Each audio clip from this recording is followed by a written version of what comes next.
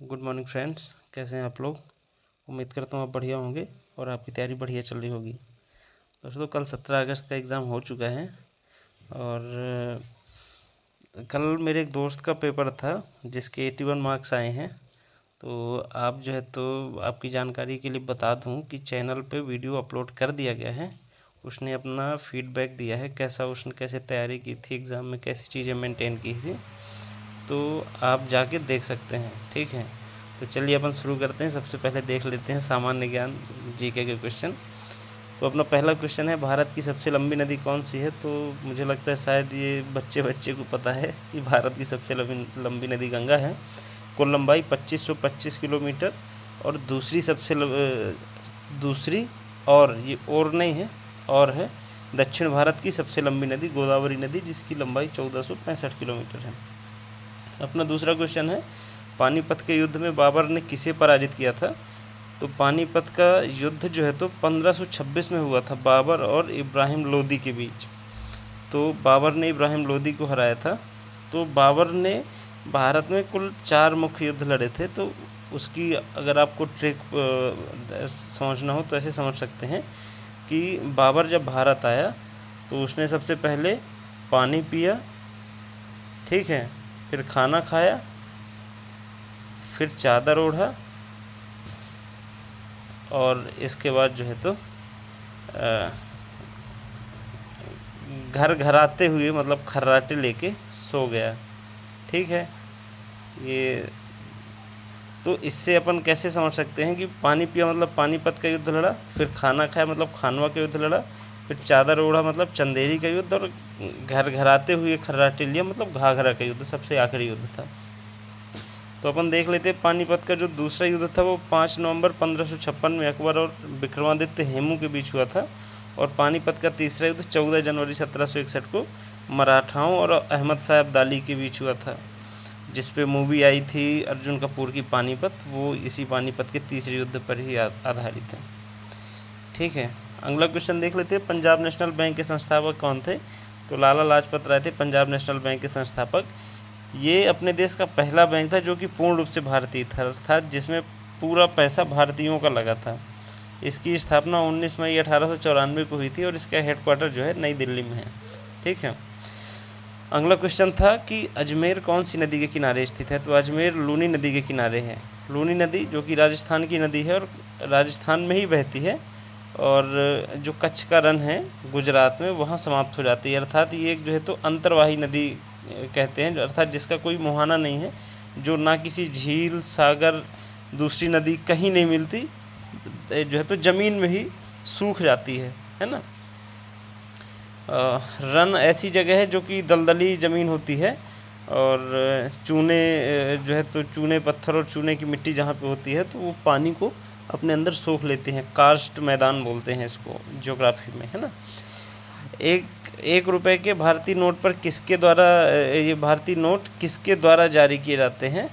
तो ये जो है तो वित्त मंत्रालय द्वारा जारी किए जाते हैं, और इस पर जो हस्ताक्षर है वो वित्त सचिव के होते हैं।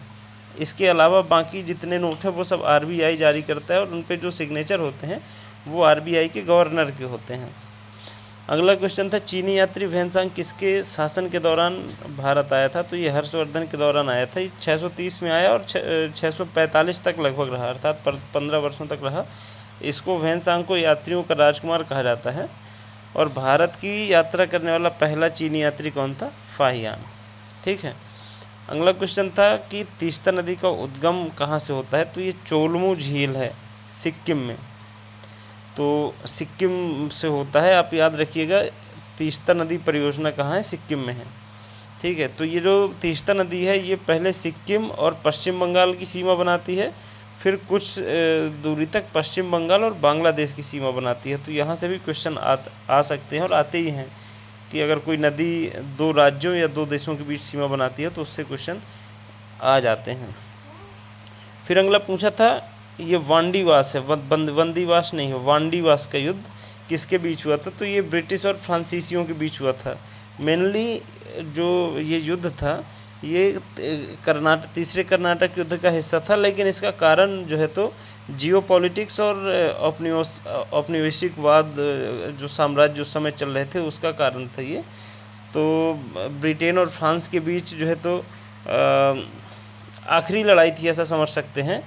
तो 1760 में युद्ध हुआ था और 1763 में जो है तो पेरिस की संधि हुई थी, जिसके बाद ये युद्ध समाप्त हुआ था और इस युद्ध में जो है तो फ्रांस की हार हुई थी। ठीक है, आगे बढ़ते हैं अपन। अगला क्वेश्चन है, पंडित भीमसेन जोशी शास्त्रीय नृत्य के किस घराने से संबंधित है? तो किराना घराने से संबंधित है।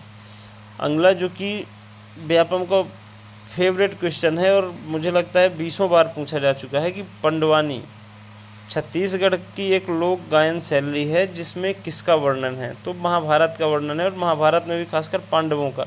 पंडवानी और पांडव मिलते जुलते शब्द है ना, इसीलिए इसका नाम पंडवानी, क्योंकि पांडवों से संबंधित है। और पंडवानी का जिक्र आया है तो ध्यान रखिएगा कि तीजन बाई जो कि मोस्ट इम्पॉर्टेंट है और झाड़ू राम देवगन, ये दो प्रसिद्ध कलाकार हैं, इनका नाम भी याद रखिएगा, आगे पूछा जा सकता है। अब प्लास्टिक मनी से क्वेश्चन आए कि किसे प्लास्टिक मनी के रूप में जाना जाता है? तो ये जो है तो ATM card, debit card, credit card, smart card, ये सारे जो है तो प्लास्टिक मनी के रूप में जाने जाते हैं। अगला क्वेश्चन फिर एक बुक से आया था, जैसा कि इस समय फेवरेट जो है तो टॉपिक चल रहा है कांस्टेबल का, किताबों के लेखक से। तो द लिविंग माउंटेन पूछा है कि इसके लेखक कौन है? तो इसके लेखक जो है तो अमिताभ घोष हैं। अगर आपका एग्ज़ाम आगे आने वाले दिनों में है तो मैं आपसे यही गुजारिश करूंगा कि आप किताबें जो मेन हैं स्पीडी में दी हुई हैं उनके आप लेखक ज़रूर पढ़ लीजिए। ठीक है, पूछा है सिंधु नदी का कहाँ से भारत में प्रवेश करती है? तो सिंधु नदी लेह से भारत में प्रवेश करती है। ठीक है, लेह से। इसका उद्गम जो है तिब्बत में मानसरोवर झील से होता है और इसकी लंबाई, कुल लंबाई जो है तो 2900 किलोमीटर है। अगला क्वेश्चन है, एनजीटी से आया है कि अभी वर्तमान में जो है तो एनजीटी के अध्यक्ष कौन बनाए गए हैं? तो ये है न्यायमूर्ति सेव कुमार सिंह। पहले आदर्श कुमार गोयल थे, इनकी जगह पे जो है तो सेव कुमार सिंह बनाए गए हैं। एनजीटी की स्थापना 18 अक्टूबर 2010 को हुई थी। अगर आपसे पूछ ले एनजीटी एक्ट कब आया था, तो एक्ट जो है तो 2010 में आया था, ध्यान रखिएगा। ठीक है, इसका हेडक्वार्टर जो है तो नई दिल्ली में है। आगे बढ़ते हैं। पूछा चक्री लोक नृत्य। मैं आपसे बता रहा हूँ कि ऐसे जो कुछ खास टॉपिक है जो कि बार बार रिपीट हो रहे हैं, जैसे किताबों के लेखक हैं, लोक नृत्य, लोक गायन, इनसे क्वेश्चन लगातार आ रहे हैं। तो आप जो है तो अगर आपका एग्ज़ाम होने में भी 2-4 दिन का गैप है तो आप प्रॉपर एक जो है तो घंटा निकालिए और एक प्रॉपर पेज में सारे लोक नृत्य लिख लीजिए, कौन सा लोक नृत्य किस राज्य का, और उनको बिल्कुल रट डालिए, है ना। यहाँ से क्वेश्चन बिल्कुल आ रहे हैं लगातार। तो चक्री लोक नृत्य पूछा है, ये राजस्थान का है। तो वो सुप्रसिद्ध ठुमरी गायिका गिरिजा देवी का संबंध पूछा है, कौन से घराने से है? तो ये बनारस घराने से संबंधित है। किस वाद्य यंत्र का संबंध अलवर से है? तो ये भपंग वाद्य यंत्र था जिसका संबंध जो है तो अलवर से है।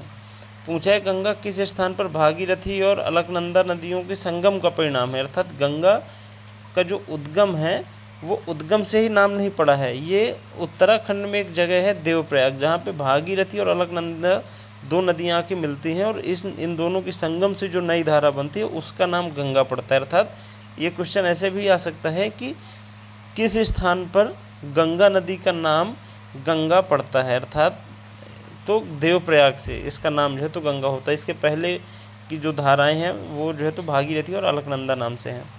पूछा कौन सा महासागर आकार में लगभग गोलाकार है? तो प्रशांत महासागर है। ठीक है, प्रशांत महासागर आप मैप पे देखेंगे तो आपको लगभग गोलाकार, गोल दिखाई देगा। मेरियाना गर्त इसी में है। आपसे अगर पूछ ले कि रिंग ऑफ पैसिफिक, ठीक है, अर्थात मतलब जैसे गोल, इसका साइज गोल है ही लगभग, और प्रशांत महासागर के चारों ओर ज्वालामुखियों की एक पूरी श्रृंखला है। तो हम अगर जो है तो सैटेलाइट से जब प्रशांत महासागर को देखते हैं तो इसके चारों तरफ ज्वालामुखीकरण आग दिखाई देती है, जिससे एक जो है तो अंगूठी समान संरचना दिखाई देती है, जिसे रिंग ऑफ पैसिफिक बोला जाता है। तो ये ध्यान रखिएगा, ये भी पूछा जा सकता है। अगला क्वेश्चन है कि अजातशत्रु किसकी हत्या कर मगध का राजा बना था? तो ये बिंबिसार है, और बिंबिसार हर्यक वंश का संस्थापक था। और ये पूरा जो हर्यक वंश है इसे जो है तो पितृहंता वंश कहा जाता है। अर्थात इसके सारे जो राजा थे वो इतने हरामखोर थे कि अपने पिता की हत्या करके जो है तो राजा बने थे, ठीक है। तो ऐसे राजा बनने का कोई मतलब नहीं है ना। तो बिंबिसार ने जो है तो राजगृह को बसाया था, ये ध्यान रखिएगा। ये राजगृह जो है तो राजगृह नगर था, जो कि बाद में जो है तो मगध का कुछ समय तक जो है तो राजधानी भी रह चुका है। आत्मनिर्भर भारत के लिए पूछा गया था कि आवंटित राशि कितनी थी, तो ये तो सबको पता है, 20 लाख करोड़ का पैकेज दिया गया था। पूछा गया था किसे नोबेल शांति पुरस्कार के लिए 11 बार नामित किया गया, तो पंडित जवाहरलाल नेहरू को 11 बार जो है तो नामित किया गया था।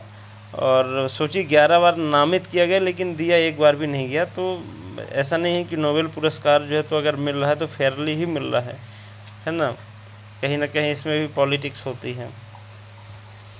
हाँ, हर्यक वंश का देखिए कुछ पूछ ही लिया। संस्थापक कौन है? बिंबिसार था हर्यक वंश का संस्थापक। विज्ञान के देख लेते हैं जो इंपॉर्टेंट क्वेश्चन जो हमको मिले हैं। पहला तो ये कि पत्तियों का हरा रंग किसके कारण होता है, तो क्लोरोफिल, सबको पता है। मतदाताओं में लगाई जाने वाली स्याही किसकी बनी होती है? सिल्वर नाइट्रेट की। पृथ्वी अपने अक्ष पर कैसे घूमती है, तो पश्चिम से पूर्व की ओर। ध्यान रखिएगा, पश्चिम से पूर्व घूमती है, तभी जो है तो सूर्योदय पूर्व से और जो है तो सूर्यास्त पश्चिम की तरफ से होता है। मानव त्वचा का रंग पूछा था किसके कारण बनता है? मिलेनिन से। मिलेनिन जिसकी बॉडी में, जिसकी त्वचा में जितना ज़्यादा होगा उसका रंग उतना ही डार्क होता है।